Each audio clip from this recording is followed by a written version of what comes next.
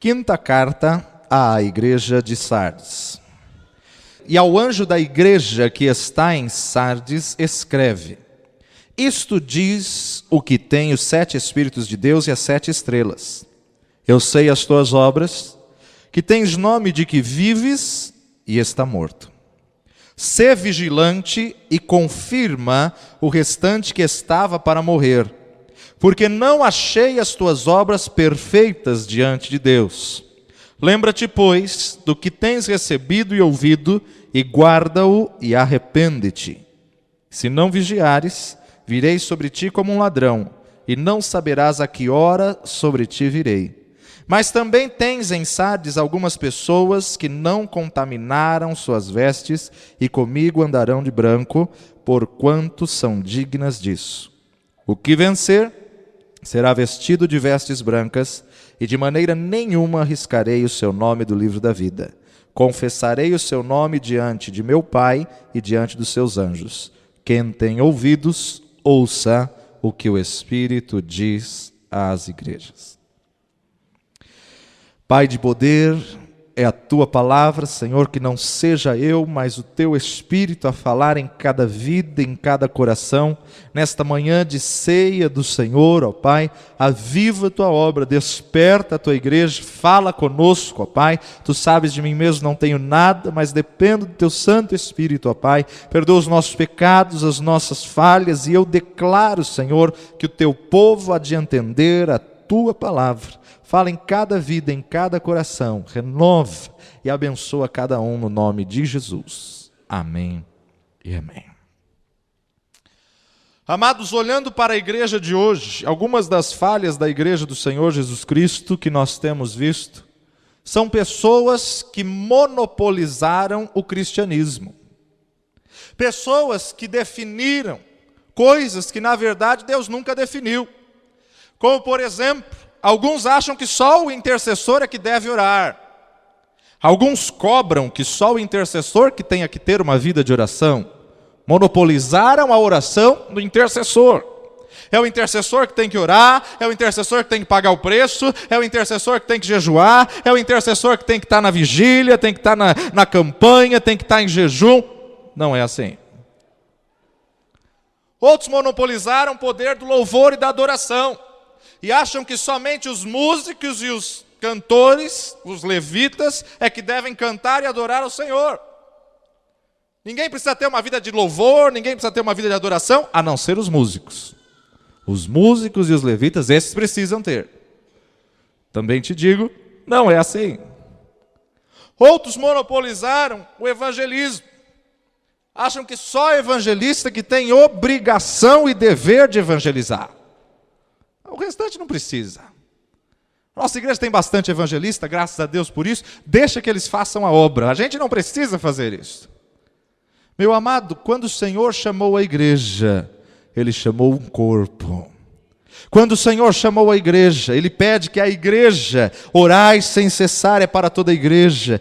O Senhor está à procura de verdadeiros adoradores, é para toda a igreja. E não somente um cargo específico. Deus não vai levantar um intercessor nos dias de hoje. O Senhor quer uma igreja intercessória. Deus não vai levantar, meu amado, adoradores no dia de hoje. O Senhor quer uma igreja adoradora. Deus não vai levantar um grande evangelista, um grande pastor, um grande missionário para um grande mover na terra. O Senhor quer uma igreja evangelista, uma igreja que evangeliza, uma igreja que entenda a função da igreja. Amados, nós temos que entender qual é a necessidade do reino de Deus e começarmos a clamar pelo reino. Muitas vezes estamos tão preocupados com as nossas necessidades, as nossas dificuldades, os nossos problemas, nosso, que não conseguimos enxergar o que Deus tem para nós.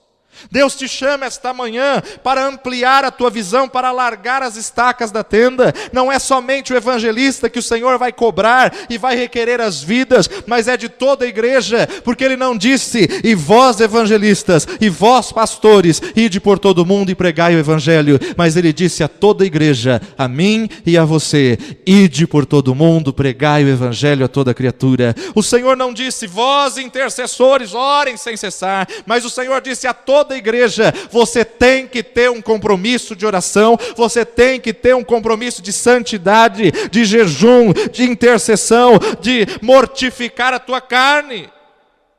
Muitas vezes cobramos da liderança, cobramos dos pastores, cobramos da intercessão, cobramos da igreja. Nós somos a igreja do Senhor Jesus Cristo. O que você está fazendo dentro da igreja do Senhor Jesus Cristo tem que contribuir para o crescimento e para o avanço do reino de Deus.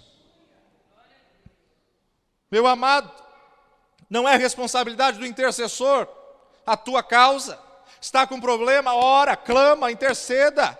O intercessor está colocando-se na brecha pela tua vida, mas você tem que ter o teu compromisso pessoal. Jesus, meu amado, ele estava sempre rodeado por multidões e multidões. Aonde ele estava, a multidão toda o oprimia, mas ele tinha 70 e tinha um relacionamento com os 70. Se não bastasse os 70, ele tinha um relacionamento mais íntimo com 12 e explicava, ensinava e vivenciava os milagres e o ministério com 12. Mas se não bastasse os 12, tinha 3 mais chegados. Dos 3 mais chegados, 2 se aproximavam mais, e dos 2 tinha um que era mais próximo de todos. E com toda essa intimidade com Deus, tinha momento que ele falava até a esse: agora você fica aqui, porque eu vou subir sozinho para falar com Deus. Você pode estar no ministério de intercessão, no ministério de louvor, você pode estar no coral, você pode estar em qualquer local, você pode estar participando de todas as campanhas de oração da igreja, seja na vigília durante esta madrugada, seja no culto das 7 da manhã, seja no culto das 8, no culto das 9 de oração que temos. Você pode estar em qualquer culto, mas isso não isenta de você ter que buscar um momento a sós com Deus, um momento de intimidade pessoal, você e Deus. Fecha a tua porta e entra você e o Senhor. Fecha a tua porta e desenvolve uma intimidade com Deus. Fecha a tua porta e desenvolve uma comunhão única, exclusiva, você e Deus, meu amado. Quando olhamos ao Senhor Jesus dizendo a esta igreja: eu sei as tuas obras, tem nome de que vives e está morto. Infelizmente, amados, muitas pessoas não conseguem buscar ao Senhor quando tudo vai bem. E Deus, não é o diabo não. Tá uma mania de tudo atribuírem ao diabo. Não quero defendê-lo, mas ele vai processar alguns crentes por calúnia e difamação daqui uns dias. É Deus mesmo, que coloca problemas em algumas pessoas, em algumas situações, em algumas vidas, para ver se você se volta para Deus. Porque quando tudo está bem, você se esquece do Senhor, você esquece de orar, você esquece de uma vida de santidade, esquece de uma vida de compromisso. Mas quando começa a acontecer um problema, uma situação aqui, uma situação ali, meu amado, como que a igreja fica crente? Como a igreja se converte?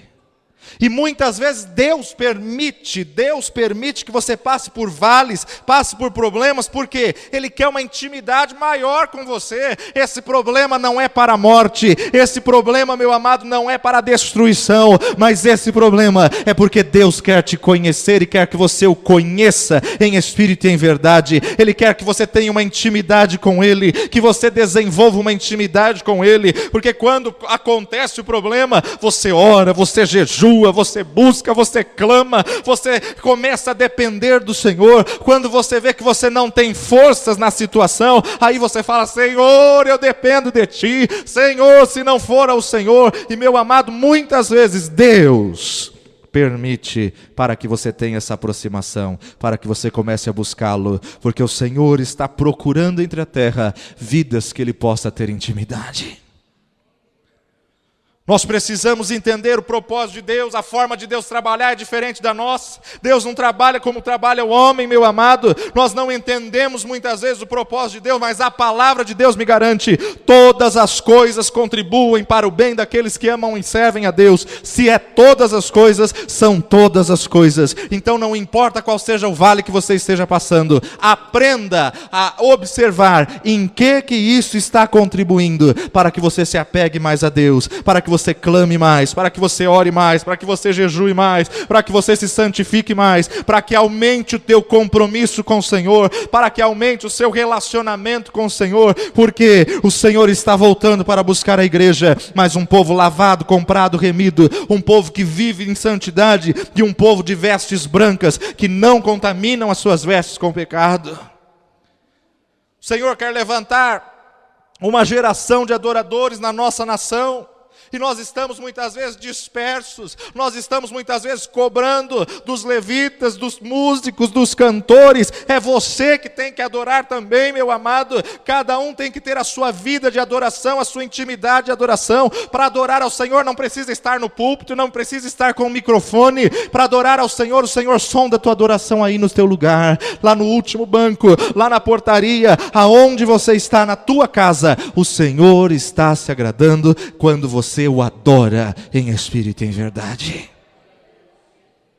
Precisamos voltar ao princípio, voltar ao começo de todas as coisas. Deus quer levantar uma geração de adoradores na nossa nação, geração que tenha um compromisso inegociável, geração que tenha uma vida de oração, uma vida de santidade. Vai ser tentado? Vai, mas vai resistir ao diabo para que ele possa fugir. Meu amado, Deus, Ele capacita, e a palavra dele nos diz que a tentação não vem maior do que você possa suportar. Diga não a Satanás, diga não ao pecado, diga não ao diabo, porque Deus quer um compromisso contigo. Morde a língua, meu amado, quando o diabo quiser que você venha proferir coisas que desagradam ao Senhor, para que você possa ter um propósito sincero com o Senhor. Deus quer levar a igreja a uma vida de caráter, de santidade, de integridade. Muitas vezes questionamos, mas onde estão aqueles milagres que acontecia com Elias, que acontecia com Eliseu, que acontecia com Josué? Orou, o sol parou. Elias orou, parou de chover 3 anos e meio. Aonde estão esses milagres de cura? O paralítico levantava, o morto ressuscitava. E eu sei, meu amado, que Deus olha para a igreja e fala: aonde estão os homens como Elias? Aonde estão os homens como Sadraque, Mesaque e Abednego? Aonde estão os homens como Daniel? Aonde estão as mulheres como Esther, as mulheres como Ruth? Aonde estão, meu amado, um povo que não negocia a sua fé, um povo que não se contamina, um povo que não se corrompe devido às pressões dessa vida? Deus continua o mesmo, mas o homem se afastou de Deus, e os vossos pecados fazem separação entre vós e o vosso Deus. A vossa iniquidade faz separação entre vós e o vosso Deus. Por isso o Senhor quer resgatar caráter, quer resgatar a santidade, quer resgatar a integridade no ministério dos dias de hoje. Capítulo 3 de Apocalipse nos diz de Sardes. Sardes era uma igreja morta, na antiga capital do reino de Lídia. Sardes era uma igreja que vivia sobre o rei Creso, dos anos 560 até 546. Sardes que emitiu as primeiras moedas de ouro. Sardes imprimiu e emitiu as primeiras moedas. O que nos representa isso? Representa que era uma cidade decadente de luxúria, uma cidade decadente de vanglória, de luxo, uma cidade apática e uma religiosidade licenciosa. Sardes era uma igreja que aparentemente estava viva. Muitas obras, muito luxo, muito ouro. Sardes, meu amado, era uma igreja que tinha aparência de viva exterior, mas que na verdade estava morta. Uma igreja a qual você visita e você admira o louvor, você admira a estrutura, você admira todas as coisas, mas é tudo aparência. Sardes, meu amado, era uma igreja, uma cidade a qual tinha esta igreja, com muitos departamentos, muitos ministérios, muitos cargos, muita pompa, uma estrutura diaconal, pastores, presbíteros, mas que infelizmente vivia só de aparência. Essa igreja parecia estar tão viva, com obras. O Senhor está dizendo: eu sei as tuas obras. fazia muitas obras, fazia muita coisa para mostrar-se aos outros, mas eram obras mortas, obras que não traziam frutos dignos de arrependimento.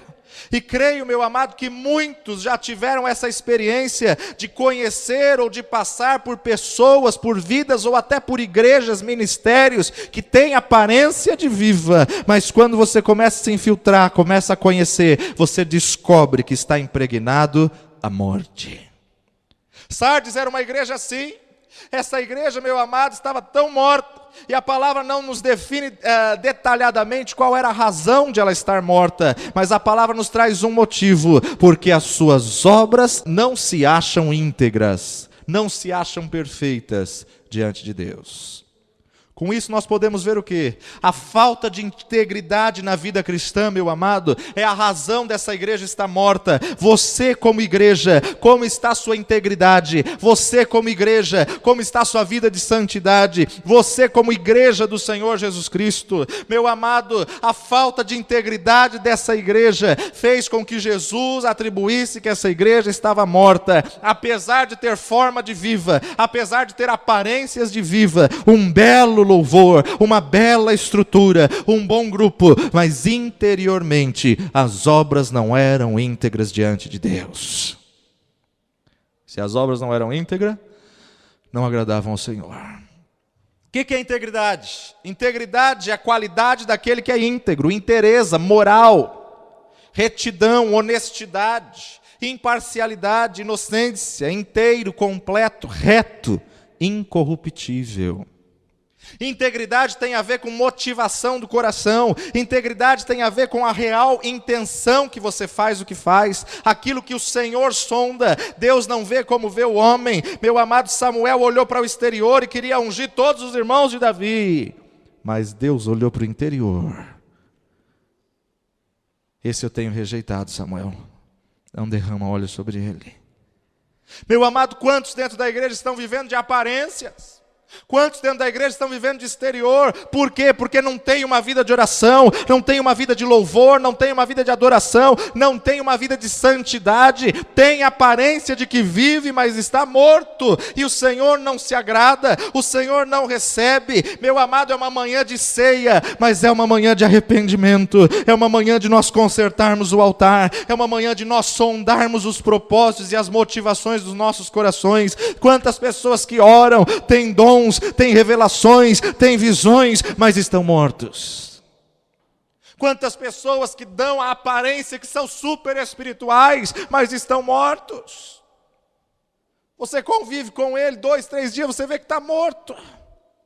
Você descobre que a vida dele não é coerente com a palavra de Deus. Não adianta nos enganarmos, meu amado. É momento de quebrantamento. É momento, meu amado, de nós nos arrependermos. Quantas vidas que são chamadas de igreja. Quantas pessoas que são a igreja do Senhor Jesus Cristo, mas estão recheadas de carnalidade. Têm aparência de vida, mas são mortas. Os fariseus também eram assim. O próprio Jesus disse que por fora eram belos, mas por dentro sepulcros caiados. Na igreja uma bênção. Ora, clama. Demonstra todo mundo uma santidade. Mas fariseu, não adianta. Meu amado, não adianta você ter uma aparência de santo, mas brinca, xinga, briga, bate, fala palavrões, fornicação, coisas que Deus desagrada. Toma cuidado, porque o Senhor rejeita estas obras. Não adianta você fazer uma multidão de obras, um montante de obras, se a sua integridade não condiz com a palavra de Deus, é obra morta. Conserta a tua integridade, conserta a tua moral, conserta o teu caráter, para que as tuas obras sejam dignas de arrependimento, para que as suas obras venham frutificar. Meu amado, o Senhor quer restaurar a igreja. O Senhor, Ele tem vontade de a igreja, meu amado, o plano de Deus é que a igreja venha expandir, venha crescer, venha propagar. O Senhor tem um plano que Ele traçou para a igreja. Não decepcione, não frustre o plano de Deus. Quantas pessoas que consideram líderes, pastores vivos diante de Deus, mas que estão mortos. Só tem aparência, no fundo está morto, E diz a palavra, por quê? Porque não achei tuas obras perfeitas diante de mim. Porque não aprovei as tuas obras. 1 Samuel capítulo 16, e eu estou terminando. 1 Samuel, capítulo 16, verso 7. Porém o Senhor disse a Samuel: não atentes para a sua aparência, nem para a altura da sua estatura, porque eu tenho rejeitado. Porque o Senhor não vê como vê o homem, pois o homem vê o que está diante dos olhos, porém o Senhor olha para o coração. Hoje, o Senhor olha para o teu coração. Em todo tempo, o Senhor olha para o teu coração. Você pode não ser reconhecido pelos homens, mas quando o Senhor olha para o teu coração, Ele reconhece. Você pode ter todo o reconhecimento humano, todo o reconhecimento dos homens, mas se quando o Senhor olha para o teu coração, Ele te rejeita, são obras mortas, de nada vale. O que realmente motiva você a fazer o que faz? Integridade, meu amado, é uma condição sine qua non para que nós possamos ser aprovados por Deus. O Senhor está sondando a motivação do teu coração. Por que você quer fazer o que quer fazer? Por que você quer demonstrar o que você quer demonstrar? Qual é a motivação correta do teu coração? Sardes era uma igreja que tinha aparência de viva. Todas as pessoas que passavam, falavam, puxa, que igreja! Mas as obras reprovaram ela diante de Deus.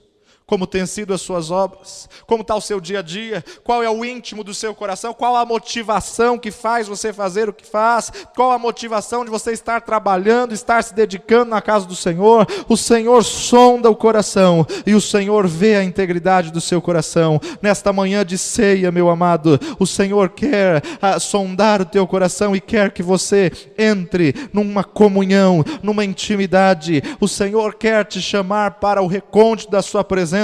O Senhor quer te chamar para uma vida de oração, uma vida de adoração. O Senhor quer, meu amado, encontrar adoradores, encontrar intercessores. O Senhor quer compartilhar dos seus segredos com seus filhos. E o que você tem feito diante desta realidade?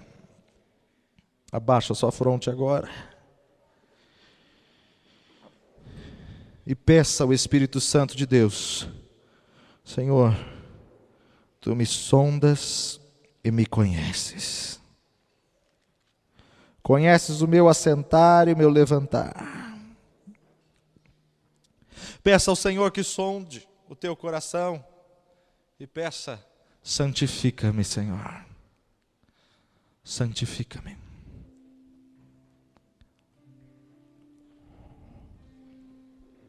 As lutas e as aflições desse tempo presente não tem como se comparar com a glória que há de ser revelada. O problema aparente é uma desculpa que Deus arrumou para você ter uma intimidade maior com Ele, para você buscá-lo, porque Ele é o Deus que te diz: tudo quanto pedirdes em oração, crendo, recebereis. Não importa qual seja a palavra do advogado, qual seja a palavra do juiz, qual seja a palavra do médico, qual seja a palavra do homem, não importa qual seja a palavra que lançaram sobre ti, no poder e na autoridade de Jesus, essa situação pode mudar. Clama ao Senhor. Clama a mim e responder-te-ei, clama a mim e responder-te-ei. Deus nunca deixou ninguém sem resposta, não é você que Ele vai deixar sem resposta, meu amado, minha amada. Clama ao Senhor, sua causa é difícil, sua causa aos olhos dos homens é impossível. Para os homens pode ser impossível, mas não para o nosso Deus. Para o nosso Deus todas as coisas são possíveis. Deixa Jesus entrar no teu coração, deixa Jesus tirar essa depressão, tirar essa angústia, tirar essa mágoa, deixa Jesus cuidar dessa situação. Não põe tua mão nessa situação, é dele que vai fazer. Deixa Jesus ser Senhor nesta área. Entrega teu caminho ao Senhor, confia nele e o mais ele fará. Por que você quer se precipitar? Por que você quer antecipar as coisas? Deixa Deus cuidar da situação. Sardes tinha aparência de que vivia, mas interiormente estava morta. Deus não quer que você, como igreja, tenha aparência de vivo, mas esteja morto. Meu amado, Ele é Deus, Ele é Senhor, e Ele quer ressuscitar a área que está morta na sua vida. Ele quer ressuscitar a sua fé, a sua alegria, a sua esperança. Ele quer ressuscitar a tua motivação. Ele quer ressuscitar o teu louvor. Deixa o Espírito da ressurreição passar aqui em nosso meio hoje e renovar a sua fé, renovar a sua esperança. Você que está com uma causa impossível e não consegue crer, nesta hora, Ele é Deus que vai operar o milagre. No nome de Jesus. No nome de Jesus. Tens aparência de que vives, mas estás morto. Tens aparência de que vives, mas interiormente está morto. Tens aparência de que vives, mas interiormente só Deus conhece. Só Deus sabe. Você não consegue ter esperança, você não consegue ter fé, não consegue acreditar que a situação vai mudar. Tens aparência de que vive, mas está angustiado, está sofrendo. Deixa Deus entrar nessa causa hoje. Deixa Deus entrar nessa causa hoje. Sai do teu lugar e vem para o altar. Sai do teu lugar e creia no milagre do Senhor. Em nome de Jesus. Em nome de Jesus. Convido a igreja toda a se colocar em pé e erguer esse clamor. Para os homens sua causa é impossível, mas não para Deus. Para os homens sua causa é impossível, mas Ele é o Senhor dos senhores.